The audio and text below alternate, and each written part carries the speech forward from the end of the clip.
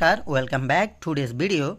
Today I will try to discuss pattern 4. What is this pattern? This is the pattern 4, subject plus, should have plus, BPP, that means past participle form of verb and object. You can use this structure and you can make many sentences and you can improve your sentence making skill. So let's start. বন্ধুরা এখানে subject plus should have plus BPP মানে ভার্বের first participle form plus object, এই structure use করে আমরা অনেক বাক্য তৈরি করতে পারি।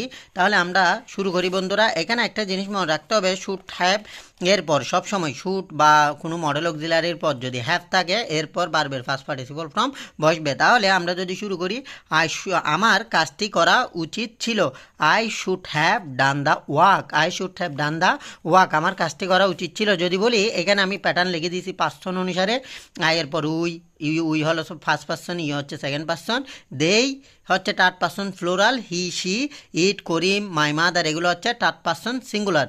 তাহলে এখানে আরেকটা কথা, মডেল অক্সিলারি যখন আমরা ব্যবহার করব সেক্ষেত্রে সিঙ্গুলার প্লুরাল এগুলো কোনো ব্যাপার না, এই সব ক্ষেত্রে এগুলো সমানভাবে ব্যবহার করা যায়। তাহলে আমার কাজটি করা উচিত ছিল, I should have done the work, আমাদের কাজটি করা উচিত ছিল, we should have done the work, তোমার কাজটি করা উচিত ছিল, you should have done the work, তাদের কাজটি করা উচিত ছিল, they should have done the work, তার কাজটি করা উচিত ছিল পুরুষবাচক he should have done the work, তার কাজটি করা উচিত ছিল, she should have done the work, এহার কাজটি করা উচিত ছিল, it should have done the work, করিমের কাজটি করা উচিত ছিল, Karim should have done the work, আমার মায়ের কাজটি করা উচিত ছিল, my mother should have done the work. তাহলে একইভাবে আমরা আরও অনেক বাক্য করতে পারি।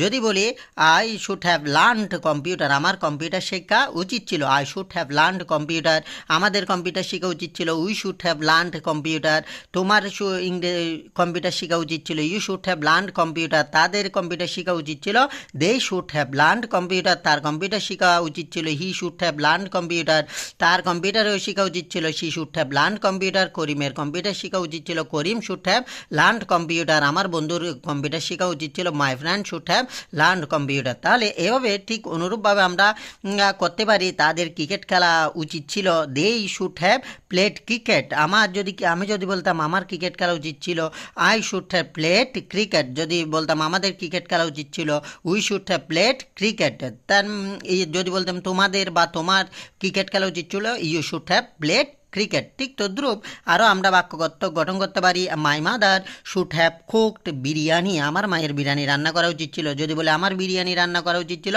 তাহলে বলতে হবে I should have cooked biryani. তারপর যদি বলি তাদের বিরিয়ানি রান্না করা উচিত ছিল, they should have cooked biryani.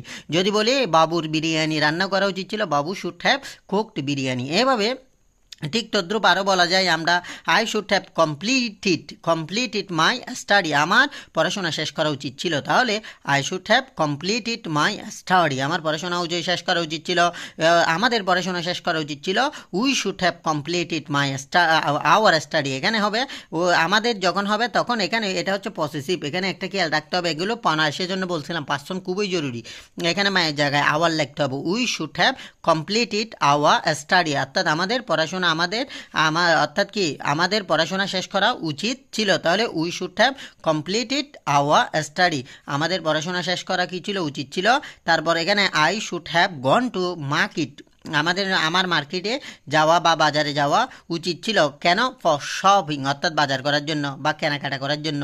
তাহলে তোমাদের ক্ষেত্রে যেহেতু ঈদের বাজার চলছে, তাহলে তোমাদের ক্ষেত্রে এখানে you should have gone to market for shopping, তোমার বাজারে যাওয়া উচিত ছিল বা মার্কেটে যাওয়া উচিত ছিল কিসের জন্য, অর্থাৎ শপিং করার জন্য। So everyone, thank you very much, see you next day, next video, you can follow this structure and you can make many sentences. Okay, see you, bye by.